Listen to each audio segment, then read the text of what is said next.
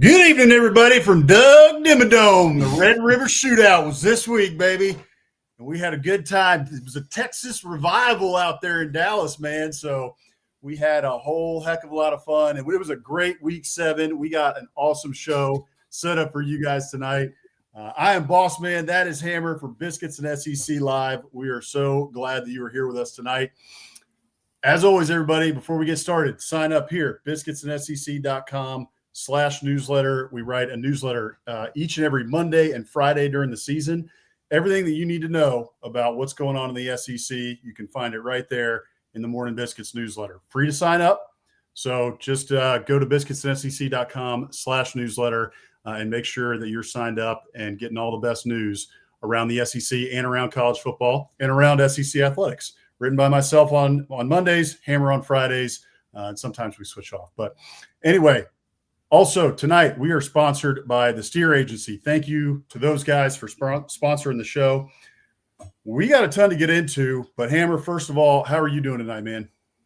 Good. I didn't know Woodrow Call was going to be joining the stream tonight, but I'm glad to be here. Glad to talk about a wild Week 7. We had we were talking about it pre-show, just a ton of great games this past weekend, and there are a ton more coming this weekend. A lot of people have been talking about it, but it feels very true that, man, the SEC is just compressed. Every game, every matchup feels like it could kind of go one way or the other. Of course, there's some leans, there's some some favorites, but man, you look at those point spreads and none of them are that big. I don't see any 17, 21, 23 point spreads on the books. So should be another exciting weekend. Yeah, it's going to be a lot of fun. We got some massive games to get to. We will get to those later in the show. We're excited tonight. We're going to be joined by Ellie Mai Williamson. She is a reporter and a producer for TPL Tennessee, the Players Lounge, Tennessee. And we'll talk a lot more about that later, where you can find her and everything. We're really excited that she decided to join the show tonight. And I know she's really excited to talk about the third Saturday in October, which is a massive one this week. But all right, I think that's enough of Doug Dimmadome, but I had a little bit of fun with that. I got a new cowboy hat this week. I'm working on something else. I got Texas House, something fun. I put a little bit of that over on our Instagram.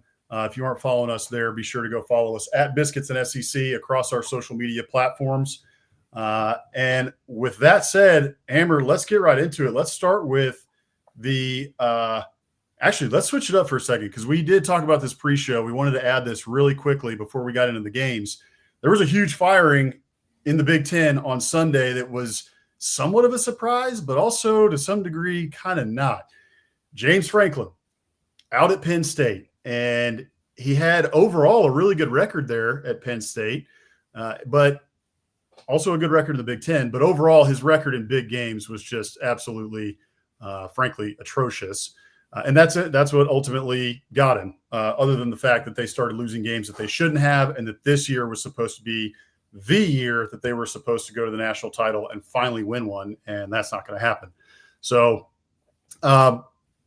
it was to the tune of $50 million, by the way, that they fired him, though there was a clause in that contract that said that he has to look for a job and that he has to try to land a job or get a job in TV or something. And if some of that money for that new contract, it could be offset. So it may not end up being a full $50 million.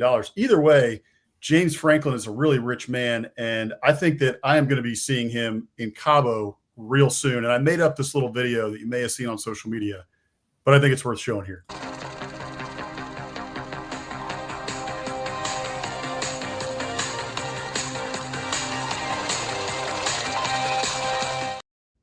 So James Franklin and Jimmy Sexton are just printing money right there, just like in Scarface. So good luck to him. I think James Franklin is going to land somewhere. We talked a lot about this. Hammer and I had about a 2-hour phone call after all the games on Saturday night, and we talked about James Franklin ad nauseum, what they were going to do about it. And so give me your thoughts, Hammer. Tell everybody what you told me on that phone call. Yeah, on that phone call, I said they're not going to do it because I understand where Penn State fans are coming from, because he had been really abysmal in big games and had really struggled to get over the hump But at the same time, he won a lot of games for them. He was 104-45 in his time there. That's a lot of wins. And also, one of the things that I thought that would help Franklin is his, I don't know, his demeanor, I suppose, which I know rubs the fan base the wrong way, but also like there's never been an inkling of a scandal. By all accounts, he runs his program the right way. And in that way, kind of feels like an athletic director's dream, because you can kind of pencil James Franklin and your football program in for a good season. You're going to win a lot of games, and you're not going to have to deal with any BS off the field. Now, obviously, I was wrong. They were fed up with his issues in big games enough to where they decided to move on. I think the buyout clause with the offsetting language is a big deal here. So in all likelihood, they will not end up paying him the full buyout amount of $50 million. But I don't know. I think, again, I'm still surprised by it because, again, I think James Franklin's a really good coach. I think his record speaks for itself. And, you look back at these big games and, man, like, it's one of those things that, a lot of people talk about, you and I talk about, a lot of talking heads bring up. And it's like, yeah, his record was not good in these big games. And he needs to figure that out. But he's getting to these big games. He's in these big situations, and they're close. They're not getting their doors blown off. They're not uncompetitive. Now, like let's take Indiana, for example, right? Now, a lot of people are calling for Sig to get the job or comparing these programs and saying, look what Indiana just did. They got a bigger win at Oregon this past week in Sig's second year than Franklin has ever gotten. Now, keep in mind, Franklin did win the Big Ten, so I don't even know if that's true. But I see what they're saying, right? Where Indiana's, showing that they can compete at an elite level, and Penn State's kind of just on the outside looking in when it comes to that. But, Indiana last year was non-competitive in the big games, very much so. They the game against Ohio State, the playoff game that they played, they kind of did get their doors blown off. And Penn State, that wasn't happening. And so I'm very interested to see where they go with this hire, because it seems like there's a lot of, and maybe at the end of the day, they just needed a change of scenery, both sides of the equation here with Franklin and Penn State. But it feels like, especially in this sport where the margins are razor thin and it's extremely hard to win a national championship. I mean, you look back at Franklin's tenure, I can't remember the exact stat, but had there been a 12-team playoff, he would have made it like 4 or 5 times. I mean, the guy was finishing top 10, top 12 a lot. But, it feels like if you're going to try and win a national title, you have to be in those big game situations. There's a very good chance you lose because the other team is really good. And, you're at least at the plate. You are taking swings at the plate and coming up just a little short. You're fouling some pitches off. You're grounding out to short, or you're hitting a line drive that gets caught type of deal. And there's a lot of hires they could make where they're not even in the batter's box, right? They're out there thinking, oh, we're gonna hire Kirby Smart and replace Mark Richt. And there's a lot more examples of that not panning out. Nebraska, Florida. I could go on and on about programs that have said Auburn, that have said, right, hey, we're good enough to be elite, which Penn State is. They are. They have everything in place to be elite, but there's just, it is a very fine line they're walking. And some of the names that are getting thrown out there, like a Matt Rule, for instance, like, is that an upgrade? I mean, maybe. But hasn't done that great in Nebraska. I mean, he's been okay, but it doesn't feel like a sure thing, though, which is what a fight like this, feels like is you make this move because you think you got a guy, or you think, that there's someone out there that can really elevate your program, because again, the floor that Franklin established is incredibly high. And there are a lot of guys out there, even that look good now, that will get into that position, and that floor will not be their floor. Their floor will be lower, and we see that a lot. So hope it works out for them. But that, as they say, dodgeball circa 2008 or whatever, it's a bold strategy, Cotton. Bold strategy, Cotton, no doubt about it. So here's Mike Huseman, our friend over at Off Season After Dark, part of the After Dark Network. Penn State, 3 good candidates. Signetti, that's the name everybody's thinking of. Immediately, my mind went straight to him, although he's poaching Penn State recruits right now. So maybe he's not going there. He seems to be happy at Indiana. They better pony up a bunch of money to keep him. Matt Rule, the one you mentioned, Drinkwitz, certainly at Mizzou, somebody that you got to keep an eye on. 2 other names that I heard mentioned. One was Matt Campbell at Iowa State. And I know this season hasn't gone exactly as they would like to, but over the course of his tenure at Iowa State, he's done an incredible job there. Typically, historically, a bottom dweller program, a basement dweller program in the Big 12, and he's got them competing for Big 12 championships year in and year out. Very impressive what he's done there. So what could he do with more resources, right? So he's one name that I thought was interesting. Another one that was brought up was Greg McElroy. He brought up Pat Fitzgerald, former Northwestern coach. He had a little bit of scandal at the end of his tenure at Northwestern, but he was a very successful coach at Northwestern as well. And he's got the scandal stuff behind him. That was, who knows? I don't even remember all the details of it, but he was cleared of all that. And he was actually paid by Northwestern for what happened there and why he was fired. So his name has been cleared, and he's a heck of a football coach. But again, would he be an upgrade over James Franklin? The margin to be better than James Franklin is like this much. It's Kirby Smart, Mark Richt. That is the comparison, because Mark Richt was winning 10 games a year and recruiting at a very high level. And in the era of the 12-team playoff, Mark Richt would have made multiple playoffs, probably would have gotten a championship out of it. But that's not how it goes. And so we'll see. It's going to be very interesting to see what happens at Penn State. But right now, at least for this week, it is the most attractive job now on the market in college football. So let's get into our games here in the SEC. We got to rapid fire through these because we got a lot of really, really fun games to pick with Ellie here a little bit later. But let's start in Dallas at the Cotton Bowl with Red River. And it was an impressive showing by Texas. Texas gets a blowout win. Frankly, this one was closer than the score indicates. If you look at that chart, I forget, I think it might be Fleming who puts it out, Stats of War. Maybe it's somebody else, or Reddit College Football, who puts out the did we win by a lot? Like, did we crush our opponent chart? And yeah, the success rate. Game, the success rate, it was like this, right? It was a close game.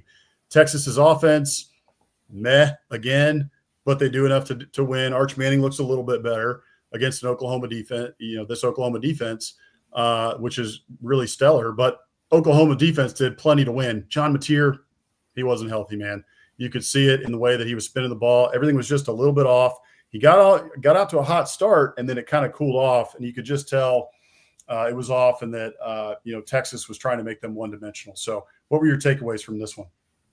Yeah, I think Arch deserves credit here. As you said, the Texas offense did not light the world on fire, but I think that's kind of what they are this year. I don't think they're really going to light the world on fire against anybody, but Arch had an efficient game. I think he was 21 for 27. So high completion percentage, didn't turn the ball over, which he'd been prone to do so far this season. So those 2 stats were really important.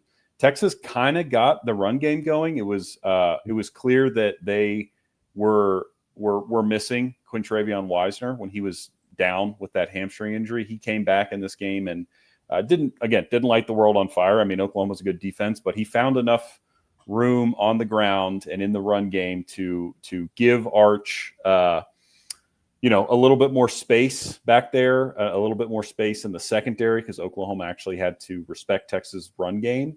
So I think that was helpful. Obviously, the punt return touchdown kind of sealed the game and was really pivotal. There was what looked to be a very clear block in the back, but ultimately, that really didn't matter because Oklahoma was just not going to score. And, that's one thing I think was helpful to be reminded of for a lot of people, myself included, that, because Texas defense looked a little shaky against Florida the week before, but that's still a very good defense. I mean, They were all over Napier for as bad as Napier played. Obviously, the 3 interceptions were really bad. And even when he wasn't throwing the ball to their team, he wasn't really throwing it to his own team either. He was just completely out of sorts. Part of that is the injury, I think, and lack of preparation, just lack of practice leading into the game. But Texas deserves credit there because they were in his grill all day. The Oklahoma offensive line got whipped. Texas front seven got after it, and they got after Napier. And it's unfortunate just for college football fans, I think, that Napier wasn't healthy, because I would be very interested to see, how this game would have gone differently if he doesn't go down with that injury a couple weeks back. Given how it went, I don't think Oklahoma wins. Most likely, I think Texas was truly the better team here, injury aside. But it was kind of a stinker of a game, if we're being honest, for all the build up to it. And then it very early on, it was clear, okay, Napier, he does not have it. Again, whether it's injury, whether it's preparation, whether it's the Texas defense, combination of the three, he doesn't have it. They are not really going to be able to score. And they weren't, and the defense just couldn't quite hold up, although, holding Texas to 16 offensive points is a good performance. So they played well, just without any semblance of an offense, didn't really have a chance. Yeah, no, without a doubt. Oklahoma on the day had 30 carries for 48 yards, 1.6 yards per carry. So kind of knew what Texas was going to try and do coming into this. Oklahoma's run game hasn't been very good so far this year, at all. And so it's been Napier having to beat teams with his arm and with his legs, and scrambling and some called runs. But that stat alone, just look at that. Who's going to win the game? It's going to be Texas. And Texas boxed in the run game, said, hey, let's see if Napier's hand is healthy, and it wasn't. So, yeah. All right, set me up for this next one, Hammer. Let's go to Alabama and Mizzou, and I'll give some thoughts on this one. Yeah, absolutely. So big showdown here. I mean, we're tooting our own horn because both you and I kind of predicted the way this one would go.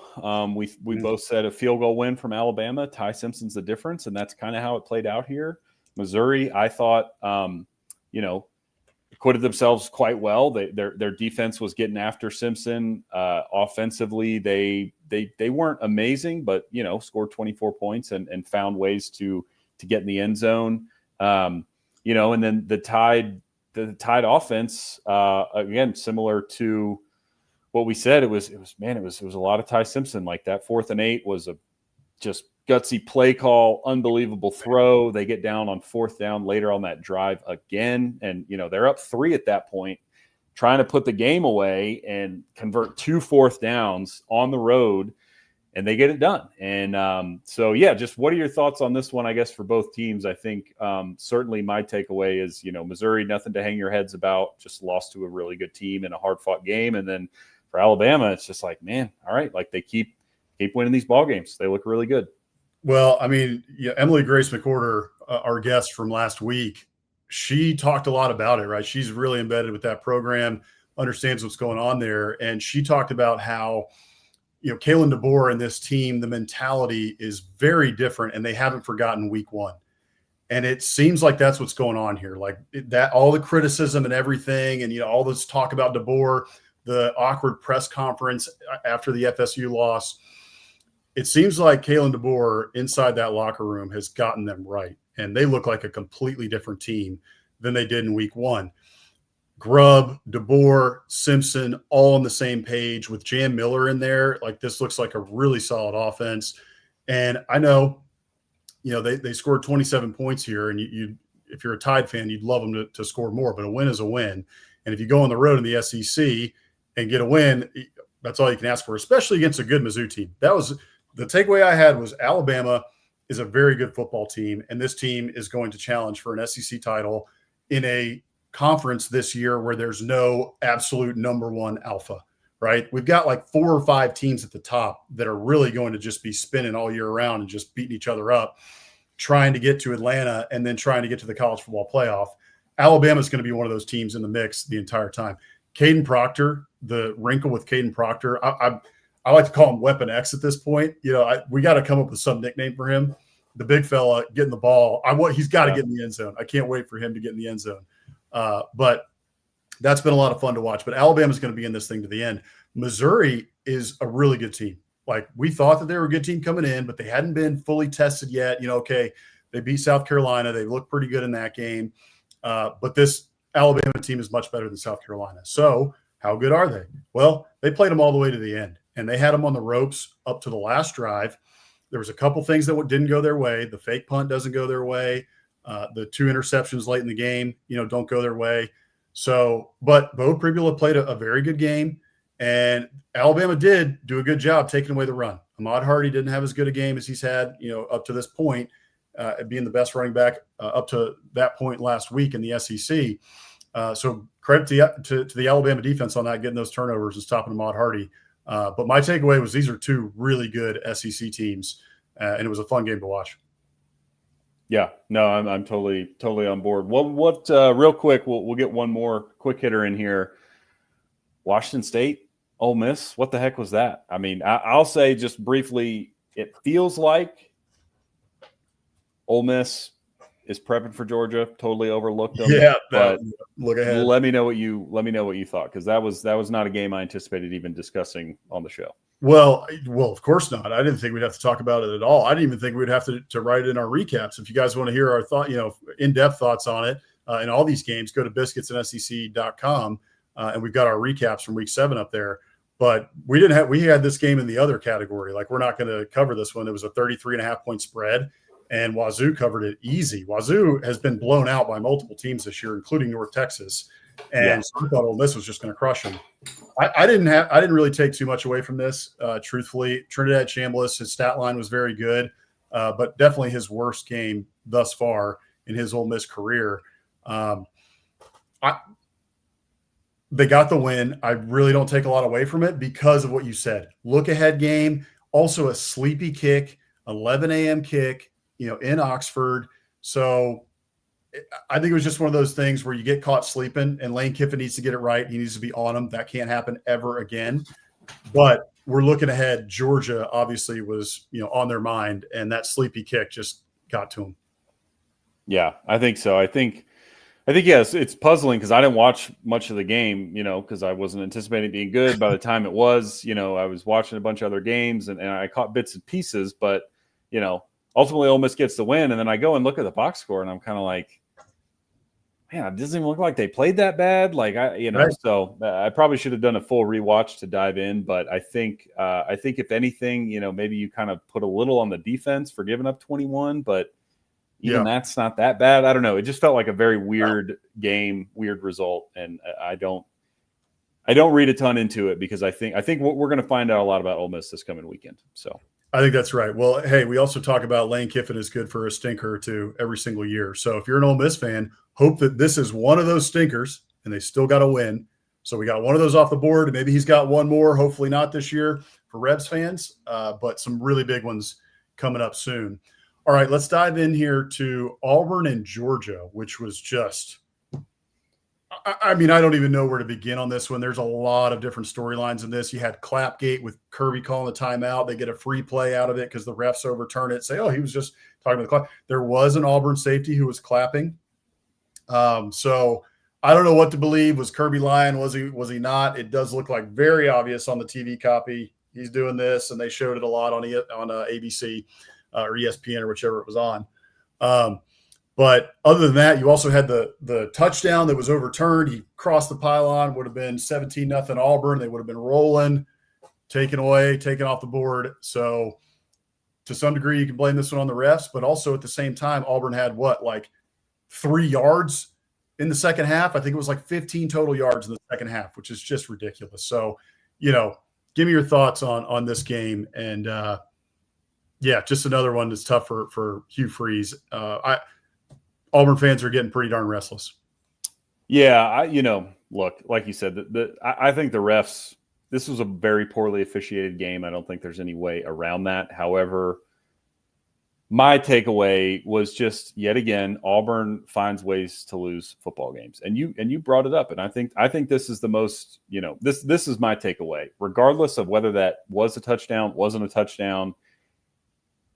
The fact of the matter is it did not get called a touchdown, and Auburn just kind of rolled over for the rest of the game. And that happened in the second quarter. So if you're upset about it as an Auburn fan, I get it. I would be too. You have every right to be. But you had 2 quarters and change to score more points, and you didn't even come close. And you let Georgia score 20 on you, right? They outscored you 17-0 in the second half.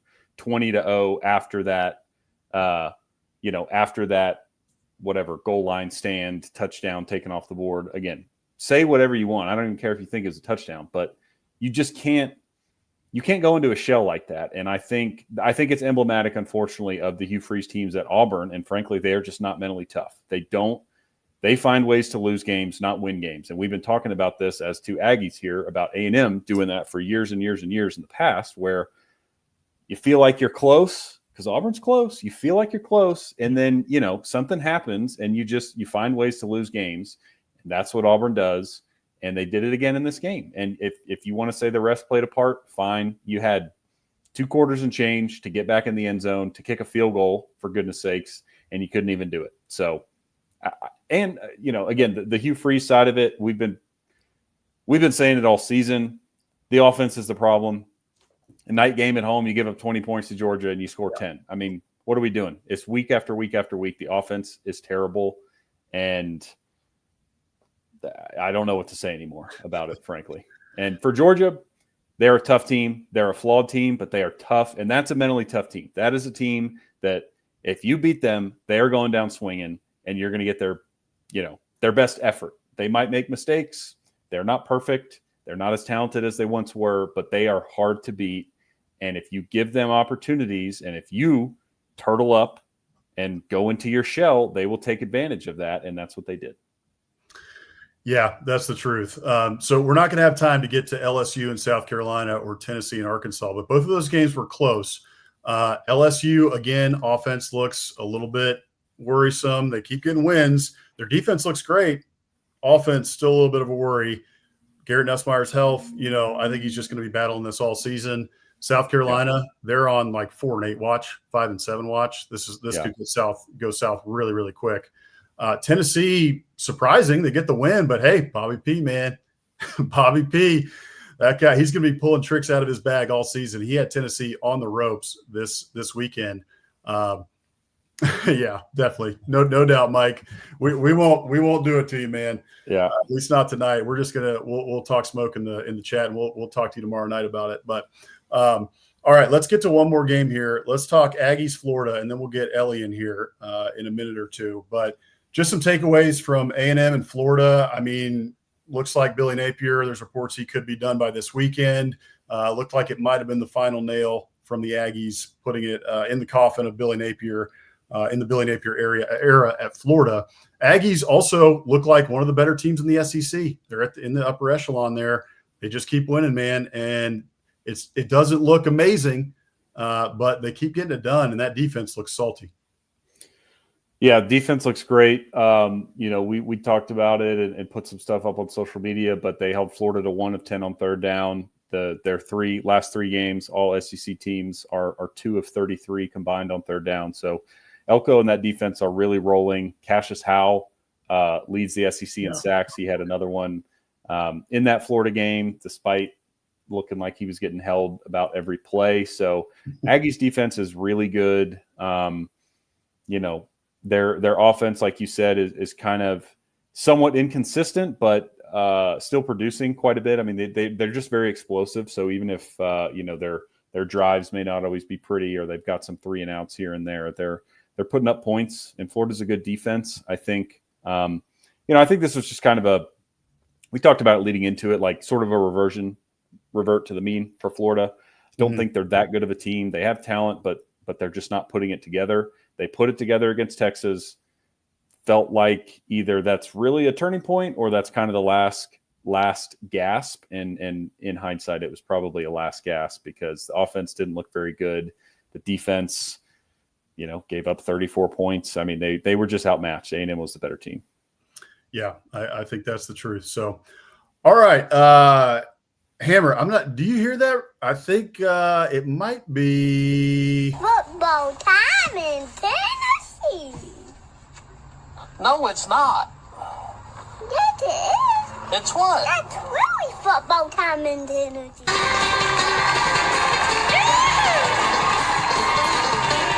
Well, I wish that I was on a rocky top down in the Tennessee hills.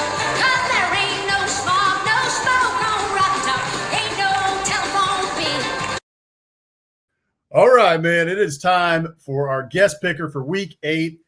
Ellie Mai Williamson. Ellie, let's bring her in here. Let me get it right. Is she there? She's close. Got to get in camera. There we go. Yeah, sorry. It's a real narrow camera angle. No, you're good. You're good. Let me get it set up for you guys. There Wow. we go. What an How are you intro. doing? I'm doing great. I am actually here. Here we are. I'm here. On now. Don't worry about it. It's all good. I am here. We're filming an episode tonight with football, finally, with Jalen McMurray and Tyree West. So I'm live on our setup location. I'm actually looking at Neyland right now from where I'm at. So, I mean, it's a beautiful view. Can't beat it. That's pretty darn good, especially for a VFL. So Ellie is a Vol for life and graduate of the University of Tennessee and covers the Vols. She covers the Vols for TPL Tennessee, the Players Lounge Tennessee. So y'all can follow at TPL Tennessee to see a bunch of her content. How was that intro for you, by the way? Was that okay? Did we do all right? It was great. I mean, I loved it. You said Ellie Mai, you had everything right. So There we go. All right. Well, by the way, tell us a little bit about your name, because on Twitter and everything, we see Ellie Mai and we see Ellie Williamson. So it's Southern name, it sounds like, but it sounds like you go by Ellie. So give us a little bit of background.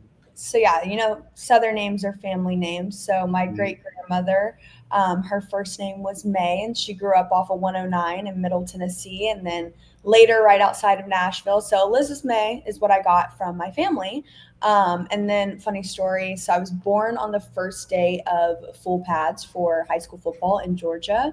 And so my dad, as a coach in Georgia, he left practice to come to the hospital. And the coach that drove him was there and said to my parents, you know, she needs to be Ellie Mai. So I've gone by Ellie ever since, and I made it my IG handle and my first and my middle. So it kind of sticks, but I go by Ellie. Well, that's lovely. That's a great story. It sounds like you came out of the womb in a football jersey and you were just bred to do what you're doing now. Just about. I mean, I would fall asleep and take naps on the little tackling dummies out at summer practices. I grew up in the locker room. That is awesome. Well, let's get right into some picks here. But before we do, we got to check in on our picker standings. So Ellie, 6-0 is still out there. 5-1 is still out there. We're feeling good for you here. Rivers, Huey, 4-2. Gabe Bach at 4-2. They're the leaders of the pack here. And then it's kind of jumbled there in the middle. Cruz Oxenrider, Easton Bach, Emily Grace McWhorter from last week. They're all 3-3. And then Daily Joy of SEC Pretty and Stingray back, bringing up the caboose at 2-4. So, Ellie, we'll see what you got this week. Let's start with LSU and Vandy. So we just talked a little bit. I think we've. Let's get serious here. I'm not a gambler. I would like to state my case here. I'm not a gambler. I like good pro sports. I love Daily with SEC Pretty. Got one of the hats, and it's my favorite hat I wear. But I'm not a fan of college sports betting at all. So call me an old school, old soul, whatever you want to do. I just don't think my generation should be developing and getting an education. And yet, meanwhile, everyone is benefiting, you know, from them on athletic ability or lack of it. I think it gets a little intertwined there. So if y'all are going to do it, fine. I'm here for it. But I'm just going to stick to talking ball and see how my results are at the end. So, I mean, as we know, Josh Pate has a Meemaw. I do too. She's a big Vols fan. But more than that, I have a Pawpaw. And he always said, never tell me the odds. So don't kill me. I don't look at all that. I just stick to some good ball and watch what I can. That's fine. We get it. We're not the biggest gamblers either. By the way, our records are terrible. So we're not gamblers either. We don't do any of that stuff. We just like picking against the spread for fun. So with that though, LSU here, their offense kind of okay. Their defense looks pretty good. Vanderbilt favored in this game, surprisingly. I mean, just impressive with what Clark Lee's done with this program. So LSU heading to Nashville. What are your thoughts on this game? Yeah, LSU Vandy is probably one of my fave SEC games this week, other than the third Saturday in October. I listen to the SEC coaches in the media call every Wednesday for the last 2 years now, and I have a real respect for Coach Lee. Even today, he was asked about fans, and he said the focus was narrow. It's not, based on who is watching.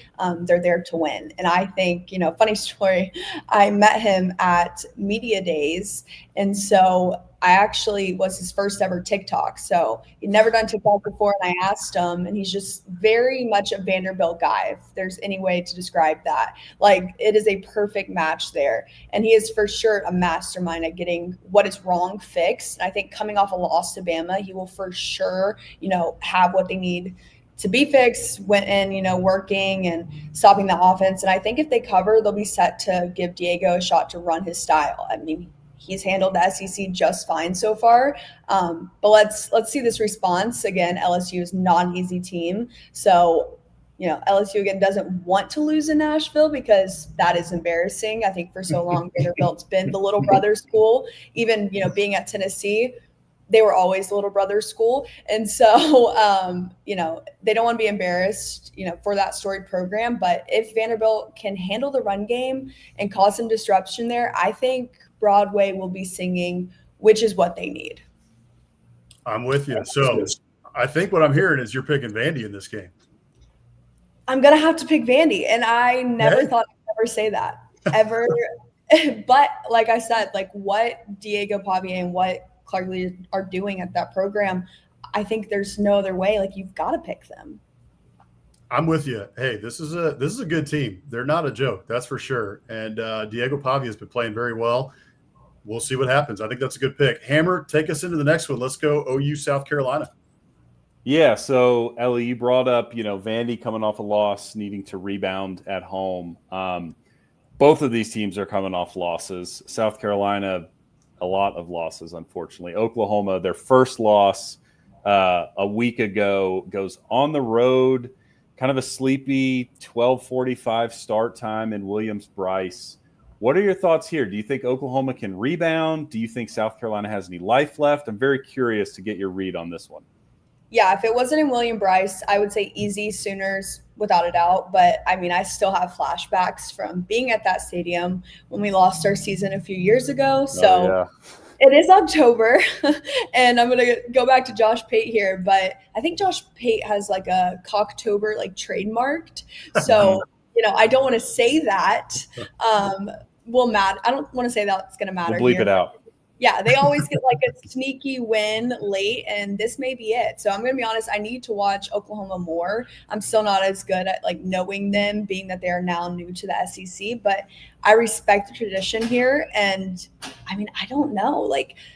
The Oklahoma alumni coaching tree is all over the SEC right now. So this is a trick game, but I do think the Sooners will pull it out, and I do think that the Gamecocks are going to be ready for it. That's fair. I like it. Well, especially with the Napier injury, that brings a lot into this game where you could definitely see an upset, especially with it at Williams-Brice, like you said. So, by the way, the orange Tennessee Vols helmets, I know they'll never bring them back after that loss, but I thought they were beautiful. I loved those. They were a sight. We won the uniform. Yeah. We won the uniform that day. That was about it, though. That's true. That is pretty true. Cold. I still can feel the numbness that was in my toes. I can still feel the loss from that night. It was rough. Yeah, every fan base has a couple losses that is just flashbacks. It always, just don't talk to me about that one. I know that's one for the Vols for sure. All right. Speaking of rivalries with tough losses, the Arkansas Razorbacks have had a lot of issues. You got the oink doink that people keep tweeting about. A&M has owned this series, but it's been close, and Arkansas has just had a ton of heartbreak. It's not in Jerry World this year. We're going back to home and homes. So this year going to be in Fayetteville. A&M 7.5-point favorite. Bobby Petrino, the head coach now at Arkansas, former Texas A&M offensive coordinator. I know he wants to win this game really, really bad. What are you thinking in this one? Yeah, actually, I heard Petrino talk as well. And, he was talking about it not being in Dallas and how he remembers those games. So it'll be different for him. But I'm going to have to say easy Aggies. I don't know how they've stayed so quiet and leveled up, but they did. So I'm going to go with the Aggies. Arkansas has a bad taste after that loss in Neyland. They'll come out strong. I want to say the first half will be, they'll play their best football then, but let's be real here. The refs definitely have changed the trajectory big time, or Tennessee wins that game big. And so will the Aggies, I believe. Love it. Well, yeah, we're Aggies here, so we'll take that all day. We love it. Yeah, and I love you said on Twitter, some trash talking, and there it was. It was a ref show. The Vols had that game. It was the refs that kept it close. So I love that trash talk. I don't get into it much, but I'm very subtle with it. That's the best way to do it. Yeah, I love it. Well, here's a transition. So speaking of trash talk, I don't know if you saw some of the back and forth between Kirby and Lane going into this, trash talking that, Kirby's not burning any calories on the sideline because have you seen him type of deal from Lane. But this is a really big game. We talked earlier in the show about Ole Miss, kind of just a weird game last week against Washington State, but I think they're undefeated, so they can't be a bad team, and they're taking their show on the road to Athens. And Georgia, you saw them up close in Neyland. They got lucky to get out of there with a win, to say the least. Georgia got beat pretty handily last year against Ole Miss, and I feel like a Kirby Smart team with revenge on their mind at home could be a tough matchup. The Dogs are favored by 6.5 here. What are you thinking in this one? I'm going to tell you one thing I don't do, and that is bet against Kirby Smart. The man is a coach's kid that grew up in South Georgia. He is a different level of ball knowing, and you only get it from if you're from down there. But I don't really care if he clapped or not, if he's burning calories. The man knows how to coach a football team, and that's the least. Him clapping was the least sneaky thing done on a sideline from where he's from in a while. So with that said, his team has been tested and tested and tested again, and they always bend, but they never break. So I think the Dogs will hunker down in Athens. Ole Miss is creative, and, they will test them. Of course, when you have Lane Kiffin as a coach, there's going to be some sort of, new creative way to try and throw a team off. But I don't see UGA losing at home to them. And so, and this, fire the coach every week for a win culture we're looking at now, heads may roll if they do lose. But I don't know. I just think Kirby will have them ready for his good old buddy Kiffin. I think that's right. I think Lane learned his lesson a couple of years ago. But it feels like a Lane feeling really confident going into this one and get your popcorn ready kind of thing. And then Kirby just punches him right in the mouth. So we'll see. We will see. All right. Let's intro the big game that we're really excited to have you pick. And that is the third Saturday in October. Alabama looking real good so far since that FSU loss in week 1. Ty Simpson playing at a really high level. He's the odds-on Heisman favorite now. Everybody talking about him. SEC Player of the Year type of stuff. Joey Aguilar's played very well as well. This Tennessee offense is very good. Tennessee defense, a little shaky at times. So give us your thoughts on this game. I know you know it intimately, so interested to hear what you got. Yeah, it's funny you brought up Ty before Joey, because in passing yardage, I believe Joey is ahead of Ty. But, I'm going to have to go with this one's – I got chills with you saying third Saturday in October, but the Tennessee defense has been creating multiple turnovers every single week. And, yes, you're right. They do have some issues, but every team does. So people may not realize that Arkansas team was sneaky and talented, and so was State. And, we are one play away from stopping – we were – past tense, one play away from stopping Georgia. So this team is full of fighters, and coach has said since back, this spring, they're built on a culture. And that's the word that he keeps using over and over and over again, that they're on a culture and they want to compete. So these guys will compete on Saturday. What Bama is ranked, don't know, but in my mind, if Florida State can beat Bama, so can Tennessee. So I'm going with Tennessee, and that's not just because it is my university, and I'm scared of what Vol Twitter will do if I don't pick them. But this narrative isn't offense or defense related. It's about composure and competition, especially in one-on-ones. So like I said, we've got Jalen McMurray and Tyree West coming to sit down and kind of talk a little bit about the Arkansas game. So hopefully we'll get some insight just of what the guys are thinking going into Bama and how they're ready to be prepared. Well, and Josh Heupel has been very good in this series, so I don't think that's a bad thought at all. Also, you mentioned Arkansas. Arkansas, everybody's dogging on them, and they've had a lot of issues and whatnot. They were 2 plays away from being 4-0 and undefeated early in the season. This is a very talented team. So the fact that, they took Tennessee to the wire, I don't think that's a knock on Tennessee at all. It's good to get a win in the SEC anytime, but yeah, I think you're right about Arkansas. Just because that result was only a 3-point win, I don't think that says anything bad about Tennessee.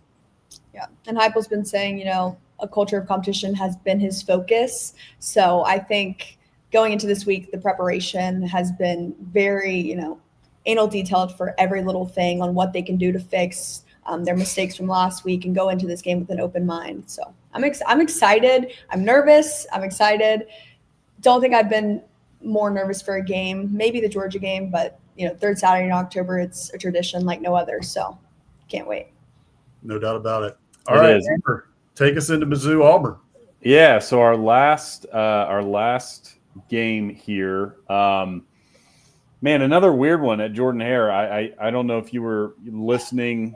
I saw you pop into our very fancy green room and we were kind of touching on Auburn, but they keep finding ways to lose ball games, and they did it again last week against Georgia. They're somehow slightly favored, but basically a pick 'em against Missouri. Although on the Missouri side, as good as they have looked and, as hard as they fought against Bama last week, this is their first road game somehow. Here we are mid-October, and they have not left Columbia, Missouri. So what do you think about this game? Can Auburn finally get an SEC win, or is Missouri actually, a good SEC team, of which I don't think Auburn is, and so they will go in there and get a win? What are your thoughts here? Yeah, I'm going to surprise y'all with this last one. I think Mizzou is the better team on paper, but after the last week with Georgia, I don't know. Auburn is not – I don't think they're going to lose at home. I don't think they can lose at home. They're just not. That was a wild game with UGA, and I can promise you Auburn's staff has that group ready to take it out on the next visitor. And to get as far as you did with Georgia in that game, I mean, I don't see how you can't go and do that again the next weekend with a team that's not as, good on paper, but not saying Mizzou is – not as good on paper as Georgia, but still it's going to be really tough for that Auburn team to lose twice, and especially at home. It's true. I mean, Hugh Freeze is, I don't know exactly where that stands, but each game that he loses, he's becoming ever so closer to being the next James Franklin. So you're probably right in terms of they just can't lose at home again, right? I mean, it's just desperation time. You have to find a way to win this game. Yeah, and his press conference today was very interesting, actually. There were a few questions. You could just hear it in his voice. He was just ready to get back out onto the field, back in the meeting rooms. He was just kind of like a checklist of his day. But, yeah, that one's going to be fun. It's also one of those games in the SEC that we often see. I mean, we saw it 2 weeks ago with Billy Napier and Texas. And, when that guy's back is against the wall for whatever reason, Florida plays the best football. They play like a top 10 team. But Billy Napier's not the only one. I mean, we see this all the time where there are surprises throughout the SEC.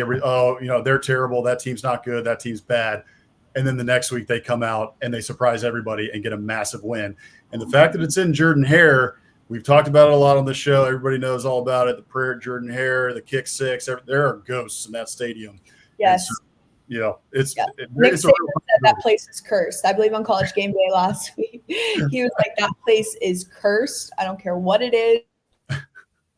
Something like that. It's real. It's true. There's got to be some sort of curse on that stadium. I'm with you on that. So it's getting wild. These games are really good, and it's really just about winning. So there's too much at stake to lose for any head coach. There's tons of head coaches that are on the firing line right now, and that's so weird to say. I mean, I don't know what the count is at this point, but maybe we should turn into a drinking game. How many coaches have been fired? Take a shot for every time your conference fires a head coach. Be an interesting take. I don't know. That could get ugly. Yeah. Yeah. Heard that. We'll develop that with you over the course of the season. We'll get it done in the next couple of weeks, and we can post a drinking game for everybody.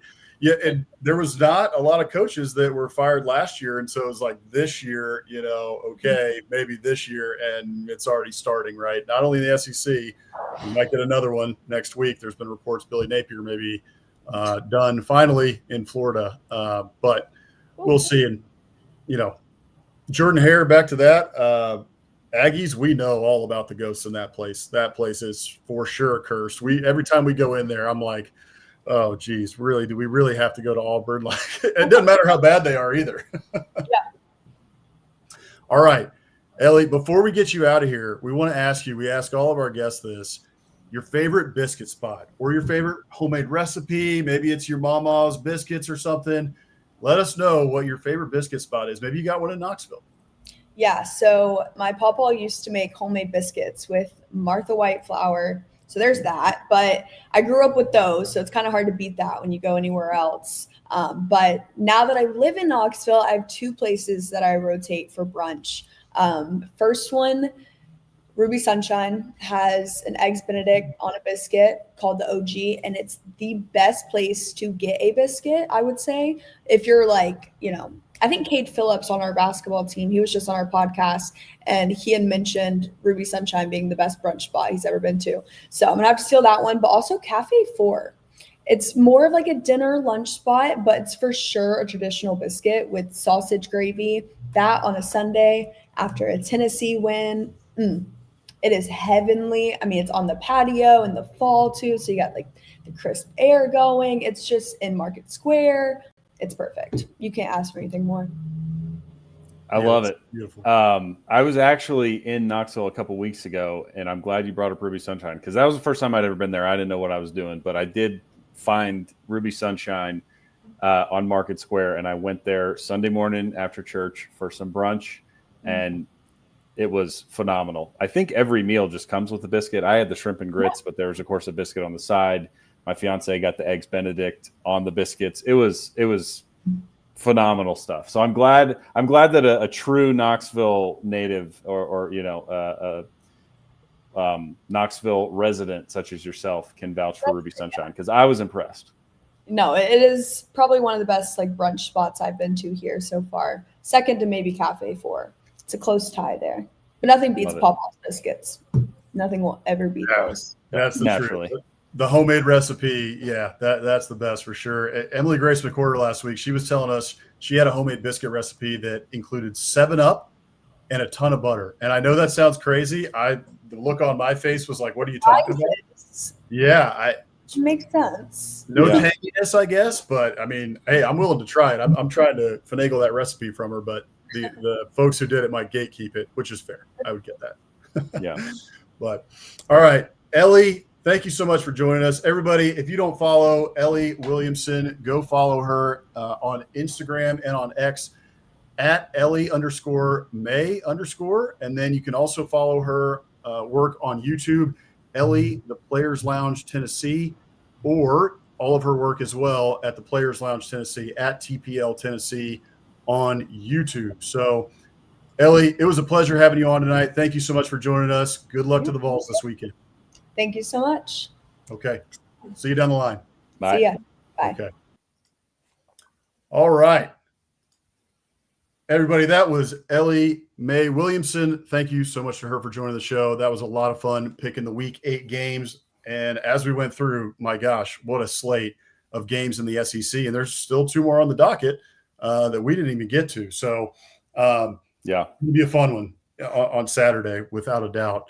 All right. I think that we nailed it. Hammer, are there any other games? Do you want to go back and do any of these other games and talk a little more? Or should we roll right into our last segments here? I think you kind of covered it. I mean, from the 2 games we didn't really touch on was LSU and South Carolina, and then Tennessee and Arkansas. And I don't have a ton to say. Maybe just real briefly on the Arkansas-Tennessee game. I think, as we kind of just talked about with Ellie, Arkansas's got some guys. They're not completely washed They were very close to being 4-0 before Pittman got fired. And to give Tennessee a little bit of, benefit of the doubt here, they didn't really have any idea what Arkansas was going to be bringing to the table because, yes, it's a Bobby Petrino offense, but now it's fully in his control. He's the head man, and the defensive staff was just overhauled. So they didn't really know what they were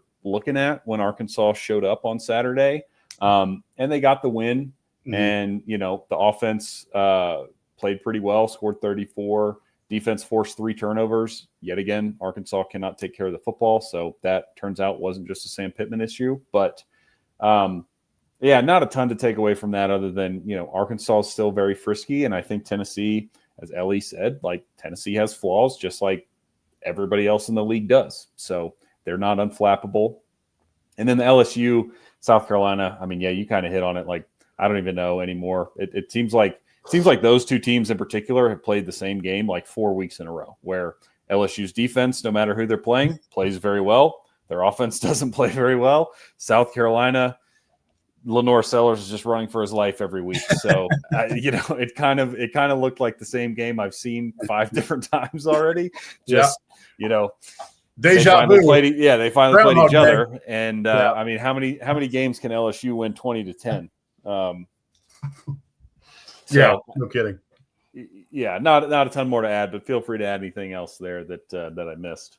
No, not much else to add except for on the I guess looking forward, Ellie talked about it a little bit with LSU, and if they end up losing to Vanderbilt in Nashville, she touched on it, man, the LSU fan base is going to be apoplectic, to put it mildly. So that can't happen.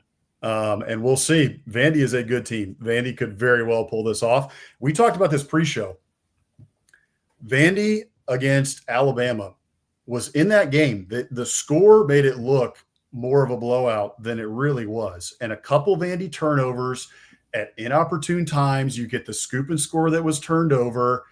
Vandy was in that game the whole time. And so Vandy, I know they only scored 14 points, but there were much more points that were left on the board, both from the offense and from the defense. So there's a very real possibility that LSU could get got this weekend in Nashville. Yeah, Vandy's favored. Right. Vegas says that they are favored to win this game. Yeah. And there's 2 sides to that story, because on one hand, it shows that Vanderbilt is, as everyone's been saying, this is not a secret anymore, but they are a legitimately good team. That is I don't know what you want to say nationwide, but that's a legitimate, top 20 team in the country. And on the flip side, I think it also is a little bit emblematic of the fact that LSU is not quite what people thought they were preseason on offense, at least, right? The defense has played well, and I think that is, that's been winning them ball games, their defense. But, I get where Vegas is coming from here, because Vanderbilt is good, and what has LSU done to show you that this offense is going to go put up a lot of points? We'll give our picks tomorrow night on SEC After Dark, but this game to me is just it's a 4-quarter fight, as most of these SEC games are turning out to be, these kind of knockdown, drag out fights. I think we have another one on our hands, and I think it is absolutely anybody's ball game. I'm with you. I cannot wait for this weekend with just all the great games that are on the schedule. All right, let's move into our final 2 segments tonight. Always do the Must Champ Coach of the Week and our Biscuit of the Week when we have a biscuit, but we're in season, so we have plenty of content for the Must Champ Coach of the Week and for our Biscuit of the Week as well. So this week, the Must Champ Coach of the Week, there were plenty of potential candidates. And by the way, the Must Champ Coach of the Week, if you're new to Biscuits and SEC, this is not a joke on Coach Muschamp. We're not making fun of him. We love Coach Muschamp. We think that he embodies what it's supposed to be, what it means to be a college football coach. And we know his stops didn't go so well in Florida and at South Carolina, but his players love him. He coaches his heart out. He's punching whiteboards. He's got blood on his face. He's headbutting kids. He's yelling at the refs. He's got quips for the media. He's the man. We love Coach Muschamp here. So each week, in his honor, we name a Muschamp Coach of the Week for the coach that best exemplifies what it means to be a college football coach, and also just kind of like, did they exhibit that passion that Coach Muschamp exhibited? And this week we had plenty of candidates who could have won, could have won the Muschamp Coach of the Week. Kurt Cignetti at Oregon, I mean, congratulations to him on an amazing win, biggest win in program history for Indiana, going to Eugene and getting a big, big win. And he had a wild interaction with the refs that we debated, but it was a little bit too explicit, so we really couldn't play it here on Biscuits and SEC. But if you want to check out that clip, it's on social media, so be sure to go check that one out. We also had Coach Elko in the in game. He had a pretty funny interaction with Quint Kesnick on ESPN, but the one we had to go with was the man who was dancing on tables after a big win in Jordan Hare. So here it is, our Muschamp Coach of the Week.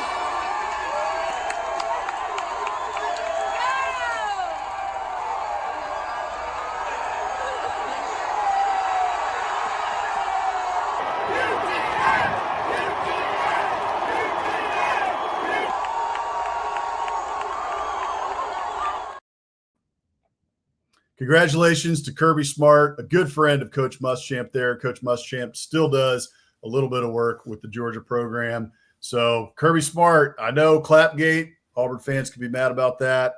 It is what it is. Georgia gets the win. And my man up there just waving it on the table, firing it up, all the Georgia fans. He was having a blast after that one, and the man just loves to win. So he does love to win. Yeah, I think that's great. I mean, I don't think Kirby, means that. I think he's caught up in the moment. He's passionate. It was a big win, emotional win, and he's egging on his own fans, right, that are in the away stadium. But at the same time, I could see if you're Hugh Freeze or Auburn, like, man, that just feels like a dagger to your chest because the opposing coach is dancing on tables in your stadium. Yeah, that's got to hurt. Yeah, but congratulations to Kirby Smart. We will get him the certificate in the mail. Your Muschamp Coach of the Week, the head man of the Georgia Bulldogs, Mr. Kirby Smart. So, all right, Ellie Mai gave us some fantastic biscuit ideas. We featured Ruby Sunshine on Biscuits and SEC as our biscuit of the week last week. We've got a couple others now on the list from Ellie tonight, but our biscuit of the week, it comes from a Twitter user this week. Let me get his name right here. Noah Gurley Stands on Twitter, at Noah Gurley Stands, whatever that means. Bama basketball player Stan from years ago though, right? I don't think he's on the team currently, unless I'm mistaken. But yep, shout out Noah Gurley. Yep. Noah Gurley Stands on Twitter. So he replied, Emily Grace McWhorter last week when she was on, she gave us the homemade biscuit recipe, that 7-Up recipe I mentioned, but she also gave us a couple other spots in and around Tuscaloosa. But Noah Gurley Stands was kind of ticked off that she didn't mention this one spot that he really loved, and that was the Southern Ale House in Tuscaloosa, Alabama. So you can see it right there. On the left there is the Mimi biscuit. It's buttermilk chicken, thick cut bacon, and gravy on a biscuit. And I don't know what that is on the side. It kind of looks like grits or maybe another biscuit. I'm not really sure. Maybe cheesy grits or something. Yeah, maybe some cheesy grits there. But anyway, it looks unbelievable. I mean, it looks like a gut bomb. I'm going to have to take a nap for about 4 hours after it. But, either way, I'm still eating it. It looks incredible. And then on the right there is the biscuit burger. And that is ground beef with pimento cheese and bacon. And then you got a side of fries that are with it as well. I mean, that looks incredible. Both of those. I mean, and the rest of the menu, if those two are on the menu, I can tell you the rest of the menu is going to be awesome as well. So shout out to Southern Ale House in Tuscaloosa, Alabama. And thank you again to Noah Gurley Stands on Twitter for pointing that one out to us. And we'll be sure to tag him when we get this one out. Yeah, for those of y'all in Tuscaloosa, looks great. Give it a shot. Next time I'm in Tuscaloosa, I'll probably be stopping in. Yeah, you're telling me. So that is going to do it for us tonight. Thank you again to Ellie Williamson for coming on to the show. That was a lot of fun picking the Week 8 games with her. We got a ton of great games this weekend. We are brought to you guys by the Steer Agency. And as always, sign up here for the Biscuits and SEC newsletter. We call it the Morning Biscuits newsletter. Comes to you on Mondays and on Fridays during the season. Everything you need to know about the SEC, free to sign up. We get you caught up from all the action on the weekend. And then on Friday, get you ready to go for everything that's going to happen on Saturday. Injury reports, need to know where the College Game Day location is, SEC Nation, all that sort of stuff. You can find it in the Morning Biscuits newsletter. As always, as well, you can follow us at Biscuits and SEC across all social platforms. Be sure to go to our YouTube channel as well. We're trying to grow that. Make sure that you subscribe to our channel there and hit the bell to make sure that you don't miss a show. And then finally, we're part of the that's the wrong one. I'll find it. The After Dark Network. And you see Mike Huseman in the chat all the time. He is a loyal listener of Biscuits and SEC Live, loyal watcher. So we love Mike. Thank you, Mike. Good friend of the show. He does Off-Season After Dark. That typically comes out on Tuesday in the morning. So be sure to follow him. He does a ton of great work. It's not just in the off-season. He also does shows during the season, talks everything from the G5 to the ACC. SEC, has great guests on every week. So this week they were talking Western Kentucky. Yeah. The Toppers, and unfortunately that Tuesday night game didn't go so hot for the Hilltoppers, unfortunately. So hopefully you're not becoming a bad luck charm, Mike. We'll have to keep track of that. We'll see if those teams start losing after they come on Off-Season After Dark. You can catch us tomorrow night on SEC After Dark. That is every Thursday, 9 Eastern, 8 o'clock Central. That is where we make our picks every single week with the entire After Dark Network crew. Bama After Dark, that is Jake Thomas. He does a fantastic job covering the Tide. That is typically on Tuesdays at 6:30 Eastern, 5:30 Central. Every once in a while on Wednesday, but just be sure to check Bama After Dark at Bama After Dark 2 on Twitter for when the show is going to be live. And then the regular guys pod, that is Corey Burton and Israel Troop, who is a football coach now in Georgia. They do a great job. They talk everything from football to pop culture, movies, everything. They're a little bit on a irregular cadence right now, but you can check their Twitter for when their next show is going to be. So, all right. For Doug Dimmadome and Biscuits and SEC Live, I am Boss Man. That is Hammer. We will see you guys tomorrow night for SEC After Dark, and we'll see you next week right back here for Biscuits and SEC Live. Enjoy the games this weekend. We'll see you guys next week. Appreciate y'all.